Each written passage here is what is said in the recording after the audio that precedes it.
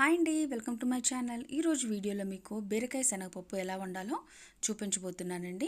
So ఇప్పుడు మనం తయారీ విధానం చూసేద్దాము. ముందుగా మనం స్టవ్ పైన ఒక ప్యాన్ పెట్టుకొని దాంట్లో ఒక 2 టేబుల్ స్పూన్ ఆయిల్ మరిగాక ఒక టీ స్పూన్ ఆవాలు, అలాగే ఒక టీ స్పూన్ జీలకర్ర కూడా వేసుకుందాము. మనకు అవి చిటపట్లాడిన తర్వాత ఒక 4 పచ్చిమిర్చి కూడా వేసుకొని దాంట్లో వేగిన తర్వాత ఒక ఆనియన్ కట్ చేసి పెట్టుకుంటాం కదండి, వాటిని కూడా వేసేసుకొని మనం బాగా ఫ్రై చేసుకోవాలి.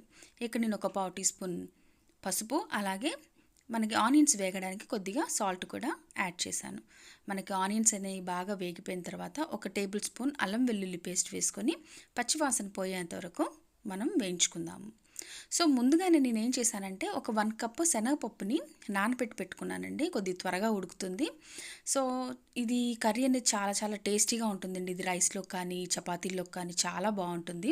కొద్ది గ్రేవీలాగా ఉంటుంది, కానీ ఒకసారి మీరు తప్పకుండా ట్రై చేయండి, చాలా చాలా బాగుంటుంది అనమాట. ఇక్కడ నేను 1/2 కేజీ బీరకాయలు కట్ చేసి పెట్టుకున్నాను. వాటిని కూడా యాడ్ చేసేసుకొని మనం కాసేపు మగ్గనిద్దాం. మనకి బీరకాయ అనేది త్వరగా మగ్గిపోతుంది, ఎందుకంటే మనకి వాటర్ కంటెంట్ ఎక్కువ ఉంటుంది కాబట్టి బీరకాయలో చాలా త్వరగా మగ్గిపోతుంది. సో ఇప్పుడు మనం కొద్దిగా మగ్గిన తర్వాత కొద్దిగా సాల్ట్, అలాగే ఒక 1 టేబుల్ స్పూన్ చిల్లీ పౌడర్ అండి. ఒకవేళ కావాలనుకున్న వాళ్ళు ఇంకా ఎక్కువ కూడా యాడ్ చేసుకోవచ్చు. సో వీటిని ఒకసారి కలిపేసుకొని మనం కాసేపు మగ్గనిద్దాము. ఇది చాలా త్వరగా అయిపోతుందండి, కానీ టేస్ట్ డిఫరెంట్గా చాలా బాగుంటుందన్నమాట. సో మీరు తప్పకుండా ట్రై చేసి నా కామెంట్స్లో తెలియపరచండి. సో మనకి కొద్దిగా మగ్గిపోయిన తర్వాత ఇక్కడ 1 గ్లాస్ వాటర్ వేసుకున్నాను, అలాగే కొద్దిగా కరివేపాకు, కొత్తిమీర కూడా వేసేసుకొని మనం ఒక 10 మినిట్స్ దాకా సిమ్లో పెట్టుకొని స్టవ్ ఉడికించుకుందాము.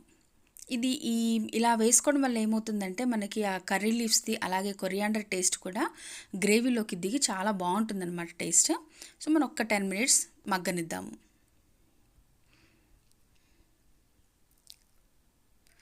ఒక ఆఫ్టర్ 10 మినిట్స్ తర్వాత మనం లాస్ట్గా కొద్దిగా ధనియా పౌడర్ కూడా యాడ్ చేసేసుకొని ఒక జస్ట్ 2 మినిట్స్, అంటే ఆఫ్ చేసి ఒక 2 మినిట్స్ ముందు ధనియా పౌడర్ కూడా యాడ్ చేసేసుకొని ఒక 2 మినిట్స్ మగ్గనిద్దామండి. అంతేనండి, ఎంతో టేస్టీగా ఉండే బీరకాయ శనగపప్పు అనేది మనకి రెడీ అయిపోయింది.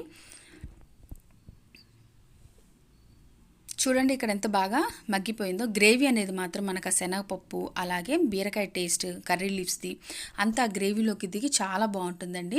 మనకు శనగపప్పు కూడా మెత్తగా ఉడకనవసరం లేదు. చూడండి ఇక్కడ పలుకుగా ఉంటుంది, అలాగే ఉడుకుతుంది కూడా, చక్కగా ఉంటుంది.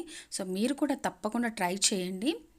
సో అంతేనండి, మనకి ఎంతో ఇష్టమైన బీరకాయ శనగపప్పు రెడీ అయిపోయింది. మీరు కూడా తప్పకుండా ట్రై చేసి నా కామెంట్స్లో తెలియపరచండి. Please subscribe my channel, like and share అండి. Thank you so much. Thanks for watching. Bye.